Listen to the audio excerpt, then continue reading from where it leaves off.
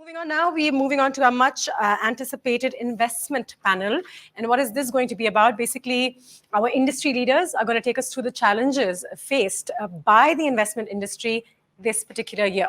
What worked and what didn't, and the creative and ingenious solutions that came out of them. I'm going to introduce the panel to you right now. Our moderator is going to be Mr. Zubair Naeem, and he will be having a chit-chat with Rabeel Warraich, Aatif Aawan, Meenah Tariq, Faisal Aftab, William Baubeen, Jamauldin Bujang, and Misbah Naqvi. Let's move on to our panel.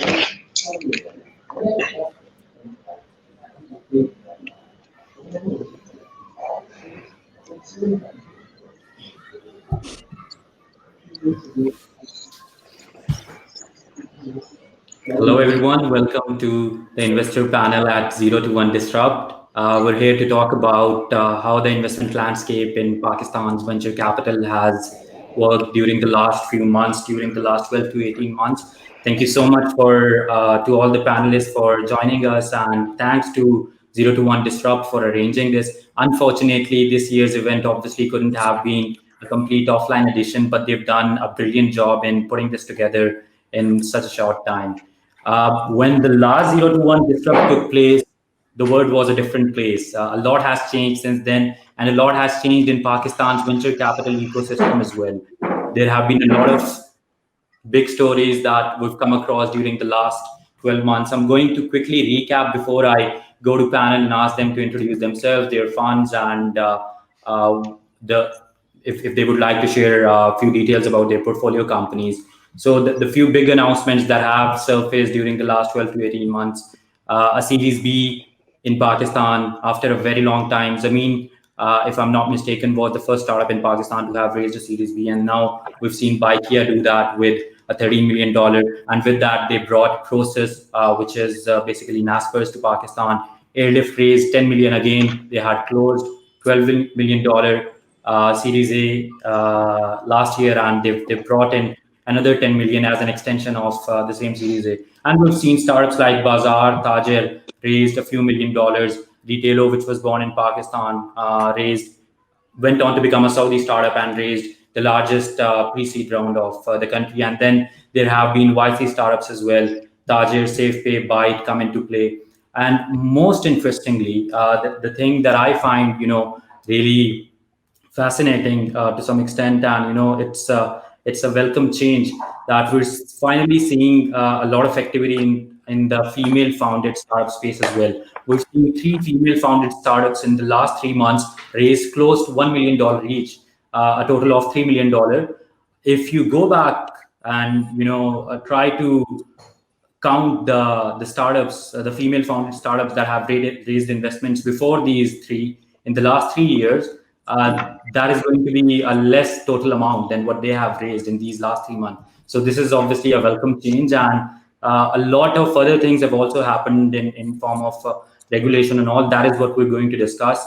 Starting with William, if you can first of all, please introduce yourself, the fund you represent, and talk a little bit about the kind of startups you guys invest in. Sure. My name is William Baubeen, general partner at SOSV with 810 million US under management. We just crossed over the 1,000 portfolio mark. We're quite active in Q3. According to PitchBook, we were the #2 most active VC in the world. We're #4 in Asia. For Southeast Asia, I think we're like #5 or 6, and for South Asia, I think we're about #5 most active. We started investing in Pakistan, I think about a year and a half ago. We started to engage 3 years ago when we partnered with Khyber province and brought 30 Pakistani graduate school students to Shanghai for a 6-month work internships, basically paid internships. and then started to deploy capital. We've done 2 investments so far. One is Eid Mubarak Blink. Eid Mubarak is the 2C, and Blink is the B2B. And we also invested in a company called Priceoy, which is the #2 most active in terms of GMV e-commerce platform in Pakistan, and we're in the process of closing our 3rd and 4th investments. We tend to focus on Pakistan for Pakistan, although we help with cross-border sales and market entry, so we can look at companies that want to expand out. But usually expand to Asia, not to the US. And we're really focused on consumer internet. So e-commerce, media, education, fintech, and what we're offering or what we're trying to bring is free user acquisition. So bringing customer acquisition costs down to 0. And we do that through our MOX ecosystem sensor mobile accelerator. So thank you very much for having me, and really appreciate the time.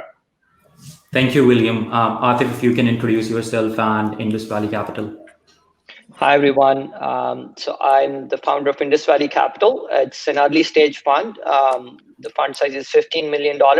We are typically the first check-in, seed or pre-seed. And our mission really is to build Pakistan's new economy powered by technology and entrepreneurship, which means we are sector agnostic. So we'll invest in all sectors. We love to come in super early at the earliest signs of product market fit, because that's the most exciting stage. And we love to roll up our sleeves after funding the founders and work very closely with you on strategy, growth, and helping you raise the next round as quickly as possible. Thank you, Aatif. Rabeel, the man who coined the term Wapistani. Thank you, Zubair, for having me, and glad to see everyone here. Rabeel Warraich, a Wapistani since 2018 myself, and set up Samayakar, which is a Pakistan-focused $30 million target fund. We invest primarily from the pre-seed through to Series A. Now we've also done a Series B with Baikia, and looking at primarily technology and technology-enabled businesses. Again, to the extent they straddle different subsectors where it's sector agnostic. We maybe pause for the prayers, just in terms of like, because there's a little bit of or whoever.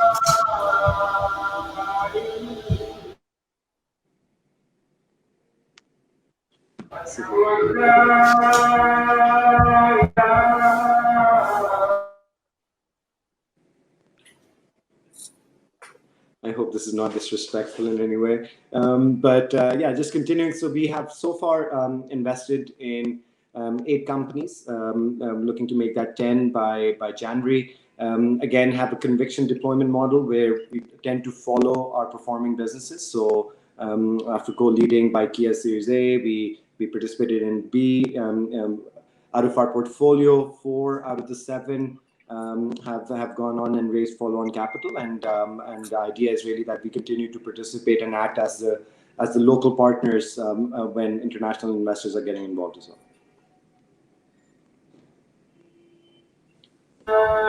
Thank you, Rabeel. Misbah, if you can introduce yourself and I2I Ventures. Sure. Hi, everyone. Great to be back at 021. It's my favorite time of the year. I'm representing I2I Ventures. I'm one of the 2 partners with Kulsum Lakhani that started our VC fund last year. We're a target 15 million fund focusing on the early stage aspect of the market. We actually invest in seed stage deals. We're anywhere between 150,000 to $500,000 at this stage. We've done 3 investments. I have another 2 that we hope to close in the next couple of months. And our investment thesis really is focused around amazing founders that are solving big problems in Pakistan. We believe that the Pakistan market is super exciting. With our experience previously with our sister company, Invest to Innovate, we've been working with founders in this space for the last 10 years and really excited to see where the ecosystem is today. And I know Zubair will talk a little bit more about that later. But from our perspective, we're looking at coming in at stage where the companies are post-revenue, where there has been a proof of concept and some validation in the market.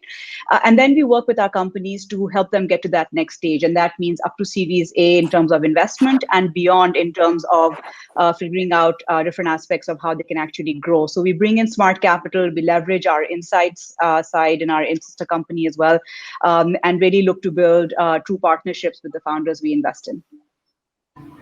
Thank you, Misbah. Faisal, if you can introduce Laxon Investment Venture Capital and yourself. Thank you, Zubair. Hi, everyone. Good to see everyone again. So Faisal Aftab, a managing partner of Laxon Venture Capital. We're a pre-Series A fund, Pakistan-focused technology fund, backed by the Laxon Group as well as some of the other leading business families. There's a common misconception that we're a corporate VC. We're not. We're actually linked to an asset manager, and most of the money comes from other business families as well. Our sweet spot, basically, as an investor, is the pre-Series A segment, as I mentioned, which we define as a company that's beyond an idea and a team. So they're generally starting to show some level of a product market fit, a month-on-month network effect, user growth, or month-on-month revenue growth. And so that's where we can actually identify the potential of that company. And then we usually like to come in and back the company with anywhere between $500,000 to $1 billion. The fund size is ₹1 billion. It's actually the only locally licensed fund. So we raised in rupees, and it was kept at this size on purpose. When we studied the market, what we felt was that unlike the Silicon Valley and the rest of the developed markets, Pakistan does not have 30 years of multiple companies coming up like PayPal and Google alumni, which is now starting to happen. So this is, like, of course, 2018. So the idea was that versus doing the spray and pray approach, the better approach in Pakistan is to invest in the capital gap, where a lot of angel investment activity is happening, but essentially nobody wants to give that bigger check of $500,000 or $1 million to companies to essentially scale. And then we usually follow on in the winners in our portfolio. And so far that hasn't happened because we're just literally, the fund launched last year. So now we're having our Series A, Series for most of our portfolio companies. But in essence, and I'll walk through a little bit of the thesis of the fund. It's slightly different. It's more from a global macro perspective. So the objective is to trace the lag effect that happens when you have interest rate policies that dictate what happens in capital flow, especially when it comes to reserve central banks. So the focus here, and a lot of what's happening with cryptocurrency, Bitcoin, has to play into this because exchange of value is linked to why we're investing in ledger platforms and wallet plays. Voice over IP versus video over IP. All that you have to realize in terms of as a protocol disruption is why money is stolen. So as reserve central banks go negative, which we're going to see, we're seeing in most developed markets as of today.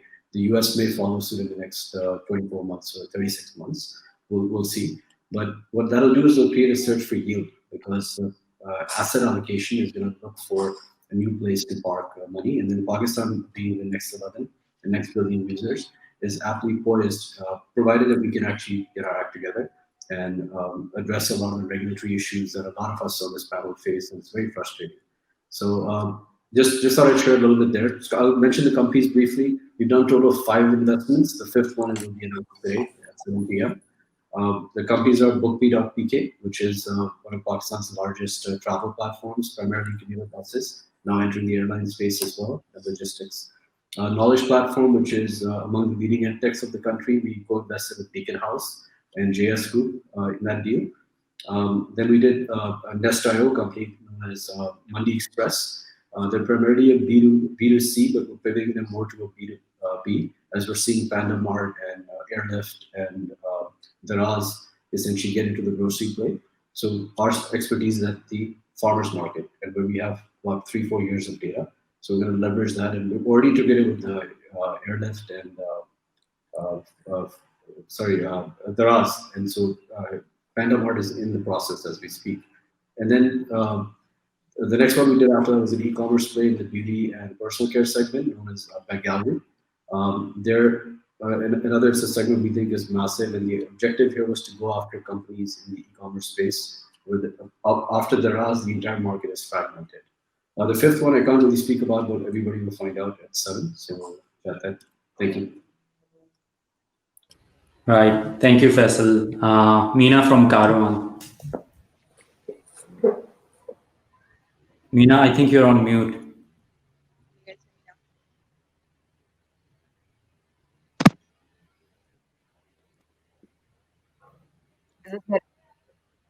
For some reason, we cannot hear you. Still no? No, we can. Okay, yes, sorry, I think my mic's like acting up. So hi everyone, my name is Meenah Tariq. I'm a partner at Caravan. Caravan is a venture capital fund focusing on Pakistan. We do $50,000 ticket sizes. We've invested in 8 startups so far. 3 of our portfolio companies are actually co-investments with 3 investors on the panel here today. So that was fun. And I guess we'll talk more about our thesis and kind of our thoughts when we get more Thank into you, the conversation. Meenah. Jamal, congratulations for announcing the first close, and if you can, introduce yourself, Fatma Gobi Ventures, and the kind of startups you guys invest in. Thank you, Zubair. Thank you for inviting us to this event. This is my 3rd event this time. Just unfortunate that we cannot be there this time. So been there twice. I love it. And, last year was the biggest one. Second, I think this one is done here live will be even bigger than last year. It's a good event. Like Ali has announced, 2 deals earlier. We have a Pakistan fund. This is a dedicated country fund, 20 million fund target. We've done 5 investments to date. We're definitely going to do more. And about Gobi. Gobi has been around since 2002. They started out in China. We have presence, of course, in Southeast Asia and now in East Asia through Pakistan, and we're trying to expand our exposure in this region as well, going forward. Gobi Emerging is about 1.1 billion asset under management. In terms of ticket size for investments that we make from this fund, it's anywhere between 100,000 to 2 million. That's what we do. It's sector agnostic, solving is tech, solving people's problem. This, Pakistan is a perfect market for us. Right. Thank you so much, Jamal. I'd like to start off the discussion with you. You've been actively working with Pakistani startups. You've invested in some. You've set up a Pakistani fund in partnership with, obviously, Fatma Group, and you've announced 2 new investments today. And in addition to that, obviously, like you said, Gobi has been working almost all around Asia and has also been investing in the Middle East lately. What are your thoughts on the acceleration that we've been seeing in Pakistan since the last 12 to 18 months? I think it started around the time when you guys also started working on the fund for Pakistan, and we continue to witness it. Thank you. To be very frank, we're actually very surprised, and I think it's been more than what I anticipated. Pakistan has a good ecosystem. You have both government and private sector accelerators with universities into the picture as well. And the thing that really surprises me most is the private sector participation in participating in the VC fund. That definitely even better than in Malaysia even. We were quite concerned, when we set up a fund, here in Pakistan 2 years ago. We concerned, how are we going to get risk money from Pakistan? The thing is, if you want to set up a fund in frontier countries, especially, it would be very difficult for us to raise money from other countries first and then raise later from local. It should be that way around because it gives a lot of confidence to people outside of the country. So that has proven to be working. Seriously, I think you guys have done very, very well. I love the enthusiasm shown by our LPs. They're not big. They're in terms of ticket size, not big, but it's good start. Like I said, it's much better than we had in Malaysia and even in some of the countries as well. Right. Thank you, Jamal. Meenah, Aawan has emerged as one of the most active early stage investors in Pakistan, making 8 investments during the last 12 to 18 months. Obviously, the ticket sizes are small, but you are putting in that money into different startups and co-investing with a lot of other VCs who are on the panel today. What are your thoughts on the acceleration that we've been seeing in the Pakistani startup ecosystem? And in terms of quality of startups that are in your pipeline, are you seeing an improvement with time? What are your thoughts on that? Before I start answering, I'm going to ask that. We cannot hear you again. Yeah, just plug it out. No. You can't hear me now? I swear to Yes, God. yes. Yes, better now. It's better now. Yeah. Yes, It it's is perfect. the most painful line you ever have to ask nowadays, right? Can you hear me? Can you hear me now? Yeah, I yeah, just yeah. need it. But, oh my We God. can. Yeah, it's been an exciting year. We ended up doing 5 investments in COVID year. We did 3 last year, and we've only been around a little more than a year at this point. And by the end of last year, we were kind of trying to figure out what would we do next, because we felt like the deal pipeline was slowing down a little bit. And then COVID hit, and all of a sudden there started to be a lot more activity for some reason. And I mean, we all understand what the reasons were, right? There's a lot of necessity-based entrepreneurship happening. Valuations came down quite a bit, I think, this year. And all of a sudden, people that were learning what fundraising meant last year came out fundraising for their own startups this year. So we've had a very interesting year. Now we're again seeing a slight slowing down of the deal pipeline. I think second half of this year has been slower. So we're still waiting to see what kind of shakeup happens and what comes out of the woodworks next year. And of course, the slowdown we're seeing this year is, I mean, kind of like Faisal said, right? We also don't invest in an idea and a team.com, like Faisal likes to call it. We want to invest in startups a little beyond that. But then at our ticket size, we're also not looking at startups with like massive valuations. So to get that sweet spot for us can be a little bit tricky sometimes. So we're open. We're investing partner capital, which means we don't have really any strict deadlines on us to deploy certain amounts of capital by certain time periods. So we're sort of sitting back a little bit right now and seeing what comes out by the start of next year. Right. Thank you.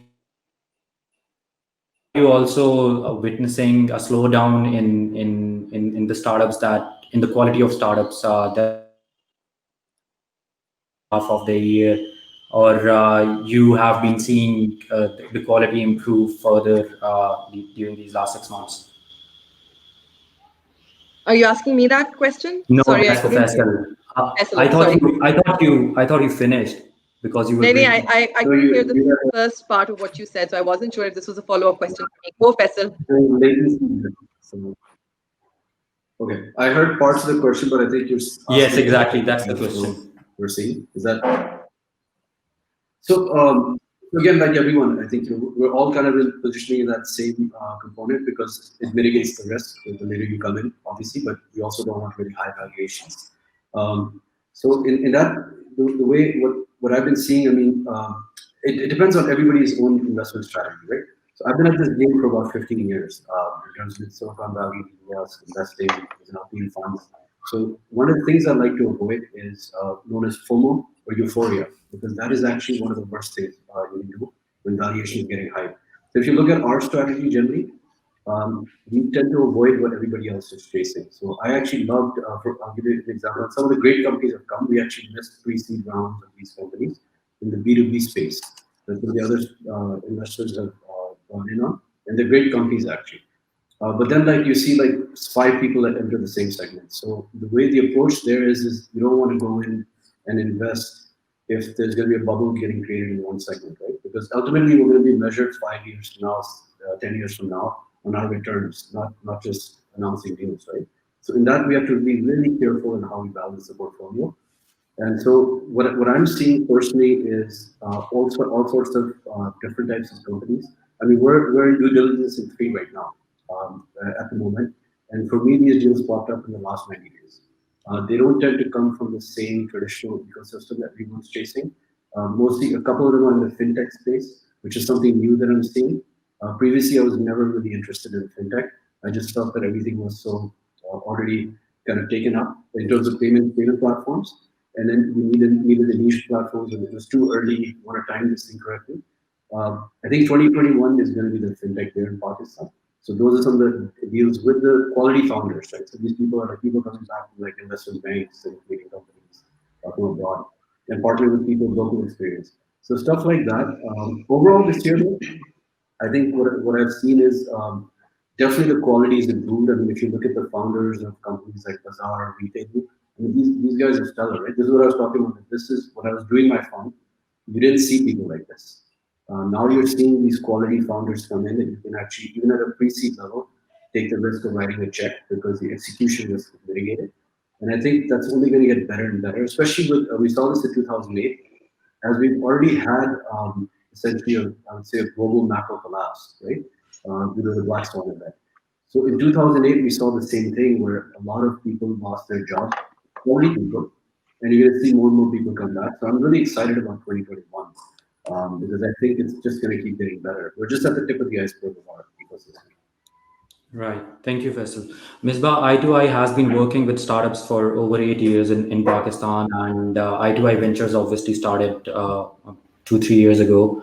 But you have a very good idea of what kind of startups were coming out of Pakistan 8 years ago and how the quality has improved during this time. What are your thoughts on quality of deal flow that you're getting and the startups that you're seeing? Also, as Faisal mentioned, that the founders that we're seeing today, that was not the case a few years ago. People who have the experience of building, scaling, and growing companies like Careem, Uber is obviously valuable, and we're seeing them start companies in Pakistan. How important do you think this is for our ecosystem? Sure. And just a clarification, I2I Ventures was started last year, and Invest to Innovate was actually 9 years ago, so coming up to a decade. And really and I'd also wanted to share a number that the Invest to Innovate Insights team has sort of calculated recently in terms of deals that have already been announced in 2020. We're at 46.3 million raised from 32 deals, whereas in all of last year, we had raised 47.5 million from 30 deals. And the year is not closed. We have a few and more announcements coming up. Faisal's about to announce something this evening as well. And so we're definitely going to see, that momentum building. So it's definitely an exciting time. I think for us, the vantage point that we have had over the last decade has allowed us to really see how the industry is changing. But Zubair, I'll have to say the pace that we've seen of change in the last 18 to 24 months is far greater than what has been evolving over the 6 to 7 years before that. And the numbers speak for themselves as well. So I think not only are the number of founders out there it has increased, but the kinds of founders have also changed. So what we've started seeing is rather than young university kids who have an idea, who think they want to be the next Mark Zuckerberg, we're starting to see people that have experience, that have either been with corporates or running their own businesses, from a family perspective, or have now come in from the Careem Mafia or the Raz experience, or others who have had experience in startups as well. And I think that maturity and experience is really changing the kinds of approaches we are seeing to the market. I think people are being a lot more savvy in terms of research and understanding where the gaps are. I think, and I'll have to do a shameless plug for our insights team, which has been publishing a lot of research over the last few years. And we need that data in Pakistan so that others can look at it and understand what those gaps are and what those opportunities are. So we're starting to see founders use research better. We're also starting to see the ecosystem around them building. So more accelerators, more incubators, but rather than the quantity, I feel like the quality of work is actually increasing with these entrepreneurial support organizations. And so we definitely need much more than them. Pakistan is a very big country. The NICs are doing good work. I2I itself, the Nest, obviously, we've seen what they've been able to pull off over the last few years as well. And I think what's important is for us to continue to support these founders, but also recognize that the world is changing. And the more exposure that these founders are getting to the world outside, the more we're starting to see them do better. So they're not just copy pasting something that they've seen in Indonesia, but they're looking at how the local market opportunity is evolving, and then they're applying that to the local sort of opportunity at hand, and that's something that we're starting to see as well. So I think those are a few of the key changes that we've seen in the last few years, and now that we're on the investing side as well, our goal is really to be founder friendly and help founders get access to good investors. So I think what hopefully we'll also start seeing is that the bad investors and the bad investment sort of approaches will start getting edged out of the market. And so founders are becoming a little bit more savvy in terms of understanding, how to talk to an investor, not to give away 70% equity in your first round, and a little bit more of that exposure is also helping that quality of founders that we're seeing. Right. Thank you, Misbah. Rabeel, if you would like to add anything to that. And also, I'd like to ask you, you have raised money from a lot of institutional investors abroad, IFC being one of them. So when you speak to these LPs, these investors who have invested in Sarmaya Kar, what do they tell you about Pakistan? Have the sentiments changed since you first started speaking to them, and how they look at the Pakistani startup ecosystem now? Is there more confidence in among those investors about investing in Pakistan, whether those investments are made directly or indirectly through funds like yours? Thank you, Zubair. Maybe I'll start with that perspective, because your question around what has accelerated, I think, has a big component of fundraising, both for funds like ours as well, and some of the others that are on the panel here. And I believe there's been an acceleration on two fronts. I'll get to the institutional investors abroad, but something that Jamal pointed out, which is we believe that the unlocking of the local capital out of Pakistan has accelerated so tremendously in the wake of COVID that it might have taken us years to make the statement, make the arguments, until we saw really the first exits start to happen and some of the FOMO driving the local families that have wealth to start putting some allocation towards venture. Because of the digitization push that COVID has done, we're now seeing actually a lot more interest from local families, some of which are already present in our fund. I know a lot of the funds that are present on the panel have local family capital as well. What that was important for was also to make a further case with international investors that were looking for that source of additional capital for the Pakistani ecosystem. Not just what had been raised in our funds, but who will potentially write a follow-on direct check into one of these companies when the rounds get to 8-digit US dollars. And so that has had like a compounding effect where if you have taken a certain approach towards venture capital in Pakistan, which takes into mind that this is not Silicon Valley and you do not have endless pits of capital available to plug loss-making operations, together with more comfort-inducing measures taken by the government, and that's the other acceleration bit that I want to speak about. A lot of those factors are now contributing to the question not being asked, hey, is Pakistan, is something happening? Is there an opportunity there? I think it's really now come to a stage where they're like, okay, we have a choice of 4 or 5 different funds to pick from. They all have their own approach. They have their own kind of leaders. And this is something that was not even in consideration even 2 years ago. And frankly, that I think has had a big effect in just driving attention towards the ecosystem, more also from the funds perspective, but also directly into companies. And this has been manifested through Naspers, now called Prosus, making their first investment in the middle of COVID in Pakistan, which again, supposedly in a sector that is out of vogue for a lot of investors. But really this COVID accelerated this testing of which businesses really do cut their metal, right? Like which businesses really can speak for a path to profitability with the unit economics that are possible in Pakistan. So that's been a second acceleration effect.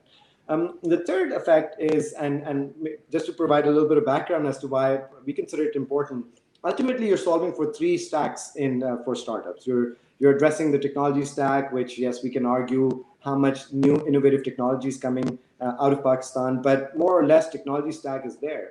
You can learn from other ecosystems and try to get on with it, localize it effectively for the local market. Now the capital stack is starting to get addressed. We have some gaps, like you pointed out at some point, pre-seed. We're now starting to see Series A checks regularly, where we are now, as I would like to call it, at the beginning of the third innings, of, to use baseball terminology. And we're going to see more of these Series Bs take place, and then the quantum of capital that is actually getting deployed is going to change materially as well, from 46 million, 47 million this year. One company in a Series B can do that next year, frankly. I think that's really where the ecosystem is moving to. But the third and most important point, which is seeing an acceleration, is the talent stack. And talent stack is a combination of two different things. It's the acceleration of the Pakistani effect, which is not just because of the pull of Pakistan, because things are happening here, but also driven by a part push from different areas. Now, ex-Trump-led US or Brexit-ridden UK, a lot of these people were in the wake of COVID thinking, okay, now you can work remotely from different places. Now you have maybe different drivers, and can you solve for that? That together with now actually seeing some of the first layers, management layers of these somewhat successful startups already come out and form their next ventures. For example, right now on this panel, there are people who have backed people who are ex-Careem, ex-Airlift. And we're talking about ex-Bikea folks that are now going out there, starting their ventures. So they're bringing with them that learning initially of being in their first startups, together with the learning that we as investors across the table have also had, and the bridge building that a lot of us are looking to do from other ecosystems and looking to bring that to Pakistan. Sorry, I took too long, but the point of saying this is all of these aspects have seen some sort of acceleration or the other. And if you had asked me 2 years ago, I would have been very happy to be in this state 4 years from that point on, and I believe we're there in 2 years. So I don't want to project too much, but frankly, a lot of the ingredients, components are there. I think a lot of people are putting those together in the right way, and I think it's only starting to get really exciting from a scale and opportunity perspective, and a lot of the things coming back in place. One final point I wanted to mention was it's also the regulatory, the government authorities also recognizing, and maybe the acceleration on their side is recognizing that they can't do this themselves. And they need input from industry. They need people who might have done it elsewhere, who are solving their problems, in fact, and making them look good. So that acceleration in that mindset or change has also been one of those accelerating factors, which has contributed to a lot of this coming together. And we need a lot more to be done, but we're moving in the right direction. Right. Thank you, Rabeel. Thanks a lot. Aatif, would you like to add anything to this? And also, I'd like to ask you, you've been advocating for Pakistani startups, the Pakistani startup ecosystem, since you started Indus Valley Capital, and maybe, a little before that as well. And you've been having conversations with a lot of people in Silicon Valley, whether investors or, Pakistani expats living over there and, considering to potentially invest either in Pakistani startups or, maybe even come back and start their own thing or join a startup over here. What is it that you're seeing? The momentum, obviously, it looks like everybody is saying, we are seeing an acceleration, and this is nothing like what we witnessed 4 or 5 years ago, which were mostly one-off events. We will see, this one startup raise a decent amount of money, and then for the next few years, there would be nothing. It would completely go blank. But no, we're seeing consistent acceleration. So what are your thoughts on this, and how do you see people responding to this in Silicon Valley and other parts of the world where you're having conversations with them, investors and others? Sure. So it's super exciting, and I wouldn't say it's particularly surprising. So when I started looking at this market in March of last year, I was extremely bullish about this, and I think the fundamental reason why things didn't work out 5 years ago was you did not have mobile broadband adoption, you did not have a good law and order situation, and you did not have any meaningful exits like Careem. And in March of 2019, all those three things couldn't have been more different, right? So from that point on, when I started talking with people, I think initially I would hear a lot of skepticism because people were just looking in the rearview mirror versus trying to project where things were going. And that was in two fronts. So one was, will the capital come? And like I said earlier today, the capital flows like water. crosses borders, it's looking for yields. That's not an issue. And I don't think there are any good startups in Pakistan who have failed to raise money and failed because of that. And that will remain the case. So that's pretty exciting to see that the capital is increasing. Funds are raising more, startups are raising more money. The second question I used to hear was about talent. And again, Pakistani talent is top notch. I mean, you go to the Valley, these are people, running growth at some of the largest companies like Facebook ads team. This Pakistani guy, he runs a engineering team that runs tens of billions of dollars of Facebook's revenue. And every single company you can find, like such leaders. So it was just a matter of, will the market be ready? And then does that talent show up? And I think that's what's been happening, where, you've looked at Airlift, you've looked at Baikia. Now in B2B space, you're having very talented teams come up very quickly. So you have to be forward-looking and seeing, when the opportunity is right, will the talent show up? And it did. So from that perspective, it's been super exciting. And I think the thing that's been slightly surprising is how quickly the US VCs actually invested in Pakistan. That was one thing I was conservative on, and I thought it would take us 2 to 3 years. So maybe in 2022, and now you've already had first round capital, Quiet Capital, Village Global, Process. They have a big US presence. The team sits there. You've had YC Pioneer Fund as companies, well. Pioneer Fund, and there are like a couple more in the works that I've heard about. I can't talk about. So it's super exciting to see, and I think like that's changing the narrative in the Valley, both with Pakistani diaspora, but also non-Pakistanis. I recently, for a company, I made an intro. I'm part of First Round Capital's Angel Track and On-Deck's Angel Fellowship. So these are both angel groups. So you can just send an opportunity saying, hey, this is an interesting company. Who wants to talk to them? And 25 angels were interested in talking to a Pakistani startup focused exclusively on Pakistan. And that's really, really exciting to see. And I think we'll see a lot more of that going forward. Thank you, Aatif. William, it's been only a year or a little more than that since you've started, accepting Pakistani startups into your cohorts, accelerator, or investing directly into them. You mentioned Priceoya and Eat Mubarak, Blink being two of the startups that you've invested in. Are you also witnessing an increase in startups that are applying to your accelerator programs or for investments anyway? And are you seeing quality startups? What's the quality of the deal flow that you're getting from Pakistan? And how has it changed since you first started looking at Pakistan? I would say we're focused on Pakistan for Pakistan. We're not really looking at a lot of B2B where the target market might be North America or Europe. And so we kind of run through a playbook. Not every country is the same, but you're seeing the rise of the local consumer internet market. Obviously, you guys are living there. I'm not. But if we look at what we saw in India, I'm not saying Pakistan is anything like India, but you had, 4 years ago, it was like maybe 8 or 10 of the top apps in India were Chinese, and by 3 years ago it was 27. By 2 years ago it was 49. And so until the beginning of this year, you had 60 of the top 100 apps in India were Chinese, and the rest were generally controlled by Indian face, Chinese tech, Chinese money. Now, I'm not saying that Pakistan is going to follow the same route, but India is closed now for the moment.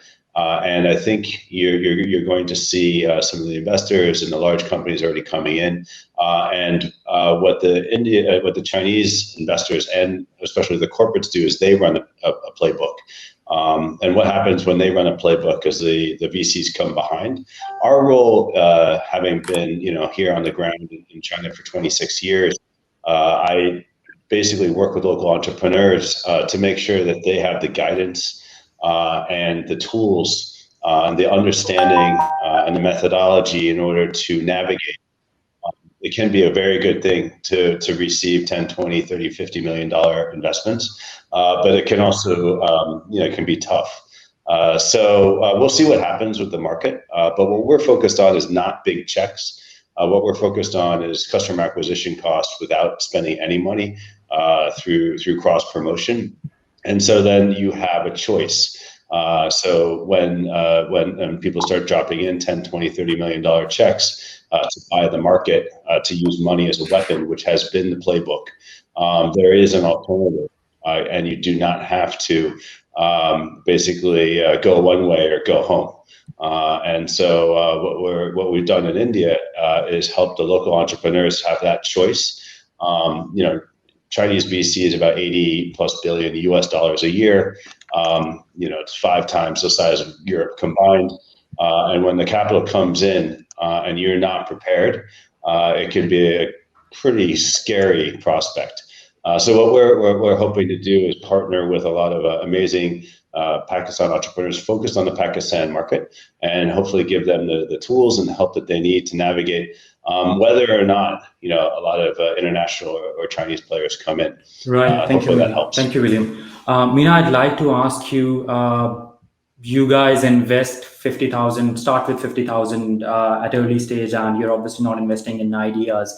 But there's clearly a gap at pre-seed stage in Pakistan. We're seeing a lot of startups that are just starting, maybe have somehow built their product but need money to build some traction and potentially go to investors like Faisal, Misbah, and Rabeel at a later stage. But who is going to fill this gap at pre-seed stage in Pakistan?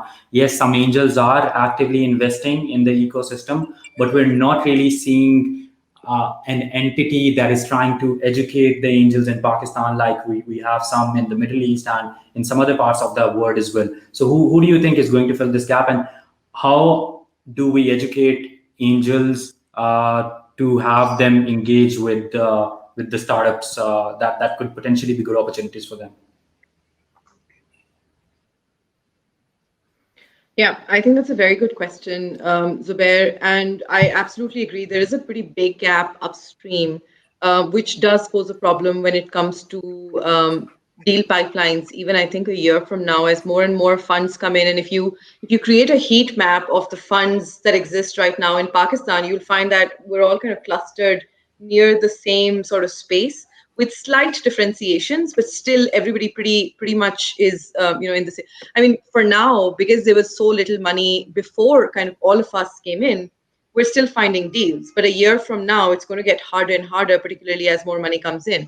I also agree there are very few angels, and actually the interesting thing is that as VC investing kind of became cooler in some ways, a lot of the angels and family offices shifted to become more VC-like, or they became LPs, like Rabeel was mentioning. A lot of the people who used to write angel checks before ended up becoming LPs later on. And so we do have a gap where we need more angels for sure. At Caravan, we've been trying to help solve that by creating something we call Caravan Co-Invest, which is essentially our network, because as again Rabeel and a few others were saying, there's more and more interest in Pakistan as a market, and there's tons of people who don't maybe want to become LPs because they do want a little bit more control over where their money goes, but they also don't want to start funds of their own. So they want insights into good deals. They want somebody else to do most of the due diligence and most of the work, somebody they trust, and then they want to come in on deals. So we've created something we call Caravan Co-Invest, which is a pretty large list at this point of people that want to become angels and write angel checks. And recently, actually, we invested in a company and we helped them close their complete round in 2 weeks. And most of those people in the round were actually from the Caravan Co-Invest list. There's also a few angels that are now creating angel syndicates, which is something I absolutely love. Walled City is one with Shoaib Malik. I think he's doing a great job. There's organizations like the World Bank that are doing a lot of work on helping professionalize angel groups. So one of the projects that I do want to talk about a little bit, maybe there's somebody listening who's interested, is looking to bring more women, more high net worth women into the investing space as angels. Because as we know, and we've talked about it many, many times, there's very few women in the VC space right now. And there are very, very few women, even angels in Pakistan, even though in Pakistan we do have quite a few high net worth women. So why are they not investing, and what can we do to make investing cool for them, and kind of bring them in to close the gender gap when it comes to investing. So that's one of the things we want to test out. If there's any high net worth woman who's interested in investing, who's listening, please get in touch. But yeah, I think all of us, everybody that I see on screen here with me on the panel, I think we're all trying to pull in people from our networks to help fill the gap. It's going to get better over the next few years. We still haven't had, any spectacular exits. Once we have that first homegrown Pakistani startup, do a good. I mean, right now what we have is mark to markets, right? For a few of the funds here, we've had multiple startups do their next rounds and at better valuations, and so that's how we calculate our success. But when the exits really start coming in, I think a lot of people are going to realize they're missing out on the opportunity, and early stages where it's going to be at. Thank you, Meenah. Misbah, you would like to add something to this? Yeah, thanks, Zubair. I totally agree with Meenah, and I think we are also, being early stage investors, have often reached out to and brought in angels as co-investors, a few of the names already mentioned and a few that we've been working on as well. What I wanted to just add over here is that sometimes the actual process of investing is also intimidating. And so like Meenah said, one is thinking of yourself as an investor and understanding what opportunities there are, which is the market building aspect. But one really important pillar of that is really understanding the framework. And we've often, especially with from investors that we've engaged on the angel side, have had questions about what does it mean to invest in Pakistan, but can we take our money out? Like, will our money get stuck? There's a lot of questions there. So tomorrow, as part of 021, Sarmayakar and I2I Ventures will be announcing the launching of an early stage investors guide to Pakistan, which Mubarak Siddiqui and Kulsum Lakhani have authored together. And that's something that we feel will be a tool, at least, that can help on the practical side. So questions that can be answered both for local, but mostly foreign investors who really don't understand the lay of the land. So just hopefully that'll help also to build more at that early stage of the market. Right. Thank you, Misbah. Aatif, Meenah just mentioned that, whenever we start seeing exits in Pakistan, obviously there are a lot of other people that would want to invest. And that's what we have seen happen in the Middle East as well. After Souk, Kareem, there is obviously a lot more interest that we're seeing in the Middle Eastern startups. But where are those exits going to come from in Pakistan? So I see the exits in Pakistan.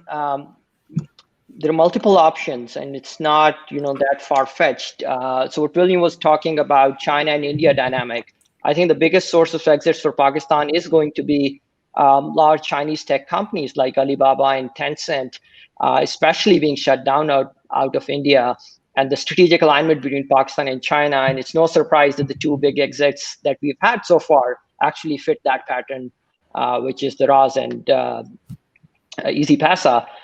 So I think that's one. Then the second source is large tech companies who are looking for expansion. So think Delivery Hero buying Foodpanda or Uber buying Kareem. I think in future verticals like grocery delivery, you'll definitely see that pattern play out, where it's a land grab and multinational companies would expand. Then the second source, which I think for early stage investors that matters a lot, is secondaries. So investors like Process, they are known for accumulating stake. I mean, they got 30% of in Tencent and Capted by buying out secondaries. So they would do the same. So I think at some point they'll come to Rabeel and saying, look, we want more of Baikia. And it's up to Rabeel if he feels like he'd be a bad enough return, or do we want to wait another 2 years for another 2x? And I think shortening that cycle for early stage capital actually is very critical, because then you can recycle and raise a larger fund and keep going.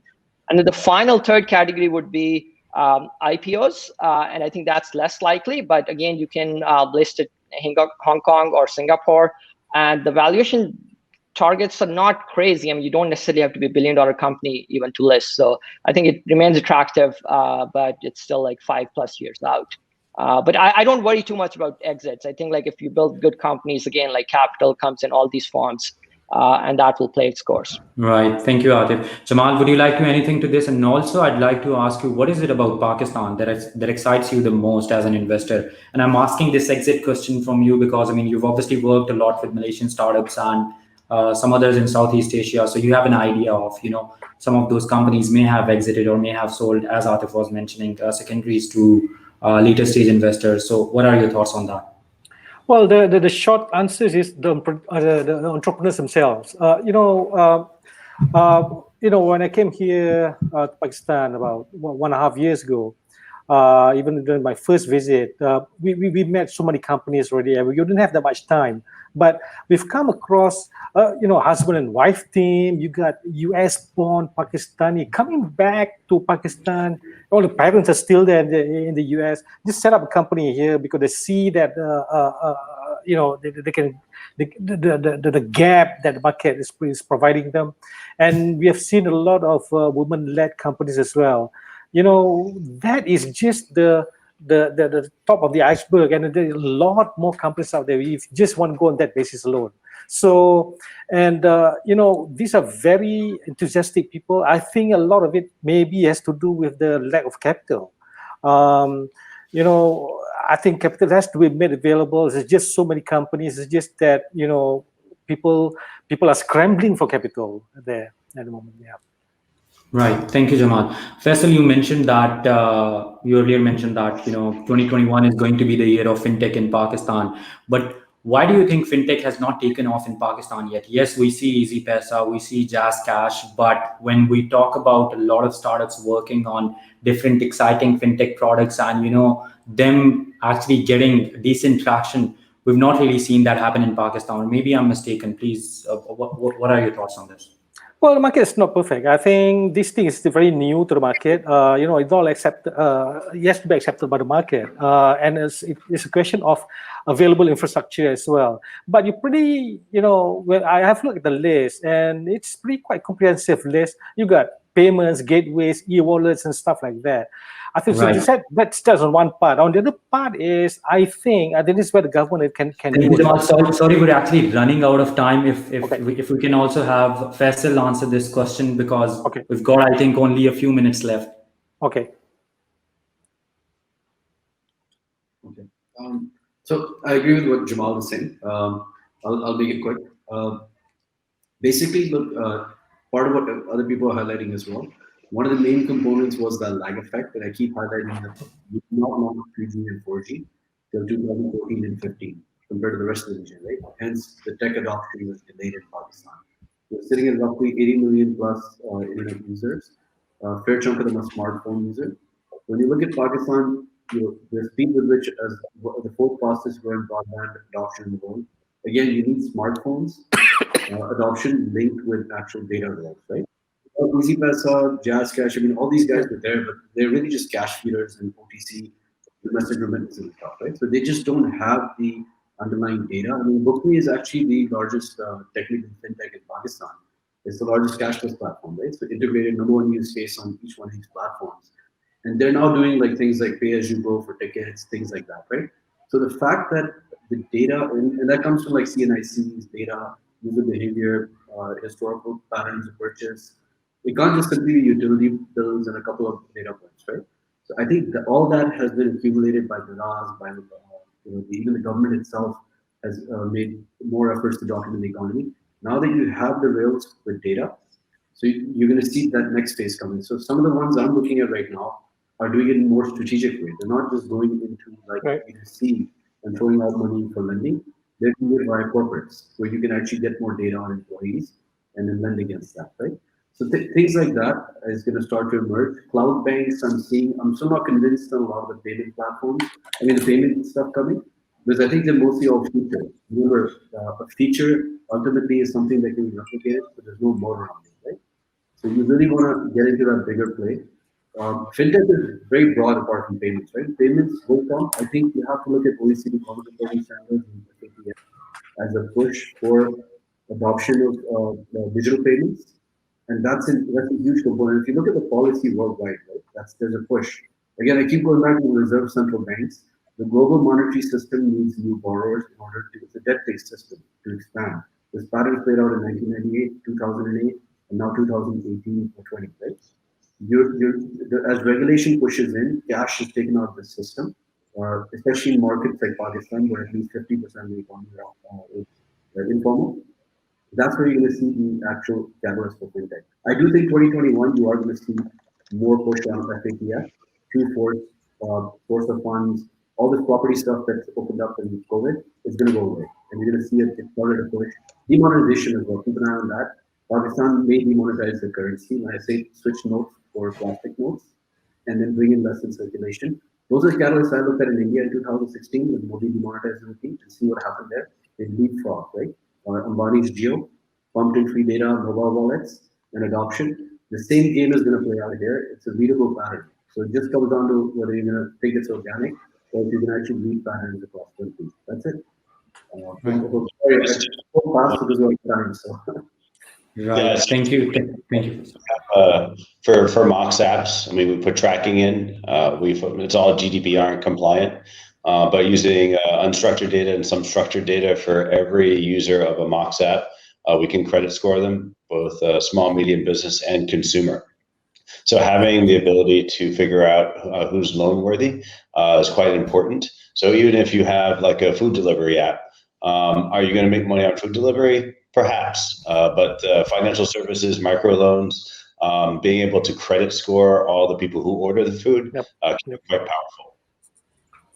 Thank you, William.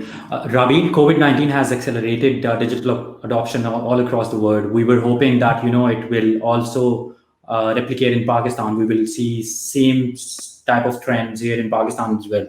But apart from grocery, at least, I mean, when it comes, when I see different products being used, I've not really seen anything, get a massive boost due to COVID-19. What do you think as an investor? Why that hasn't happened, if it hasn't happened? And, if COVID-19 has not accelerated the adoption of these products, what would? If you can quickly answer this and also share, your closing remarks on what is it that you're looking forward to in Pakistan's investment landscape, startup ecosystem in the next year. It has been, we would have liked to continue this, but obviously we're running out of time. So if you can quickly answer both these questions. Sure. And I will start by slightly disagreeing with you, Zubair, because I think the adoption that we've seen so far get reflected in actual uptake of, let's say, underlying startups, metrics, KPIs, does not yet capture really the mindset that has accelerated. For example, during COVID, even a family like ours, for the first time in Pakistan, ordered medicine online, ordered groceries online, saw actually some of the traditional businesses that never believed in going digital scramble to become digital. And I think that whole wave is starting now, and I think we're going to see effects of that for the next 2 decades, if not more. And I think that's where, we're starting from a low base. The growth is very exciting, and as long as we're focusing on segments that can leverage technology to make it more efficient, to make it more scalable, I think that's really what is getting tested out right now. So to pick up on one example and building on the fintech conversation, we haven't even seen yet lending opportunities for the country, right? Whether it's individual or even businesses. But think about the notion that if you wanted to lend to a Kirana store owner, like a mom and pop shop corner owner, for inventory, for working capital, you did not even have the data to rely on. Now, with these B2B retail digitization plays, a bunch of platforms are going to have that data. How then they layer on or partner with someone to provide those financial services where money can be made is going to be the next step. But we really can't preempt that and say, hey, you come up with a new novel way of credit scoring these million Kirana stores. It's just not feasible other than actually having them entrenched as part of a platform where they're making their purchases, where they're making the payments, and then adjacent services coming on. So I think there's a little bit of this lag effect why we're not seeing it all through. Secondly, we might not have been ready. Not all these businesses were ready. No one could predict COVID, and hence did not know that if you have to fulfill when there's a lockdown, how do you do it? And so I think a lot of those businesses which are strong, which have the fundamentals right, are going to come through, and we're going to see those translate into deal opportunities in the coming year. And that is also what my kind of hope or wish for what's coming next is linked to as well. We are seeing, like I said, if I can be completely honest, we are seeing an acceleration and the ecosystem moving forward at an even faster pace than what I could have predicted. Of course, this was the call that was made, that this is going to be the direction in which we're going to go. However, we can also not fast track certain things, at least not to the extent that they will be both conducive to the environment we find ourselves and also to the benefit of the portfolio companies or our own funds. For example, if we are going to just leverage or founders are going to use venture capital to pump up GMV so that at unsustainable loss-making kind of like margins, while that might help raise the next round, it's not going to go beyond that. And what it does for the ecosystem is it potentially creates a little bit of a risk, because these big names, etc., we cannot afford for them to fail. We cannot, also take approaches which are not conducive to the environment or sustainable in the longer term. So this whole patience and playing the long game becomes incredibly important, particularly when we're already seeing inflating valuations, a lot of eyes on the same companies, a lot of these Middle Eastern funds with a bunch of dry powder and not knowing where to deploy it within Middle East, now starting to look at Pakistan. So we need to stay disciplined in that sense. And again, not saying that we all need to be turned into philanthropists on this side, but that's I feel the very important juncture that the ecosystem is going through. And I hope we play that role and also see others play that role. Otherwise, if we keep moving in this direction, all the ingredients are in place and we're only going to go strength from strength. Right. Thank you so much, Rabeel. I would have liked to take at least the closing remarks of all the panelists, but unfortunately we've run out of time. I think we're already 5 minutes over the time that was allotted. Thank you so much, everyone, for joining in. Like I said, I would have liked to continue this for another hour, but hopefully some other time. Thank you, Disrupt, for inviting us. Thank you. Thank you, everyone. Thank you. Thanks, Thank you. Thanks, everyone.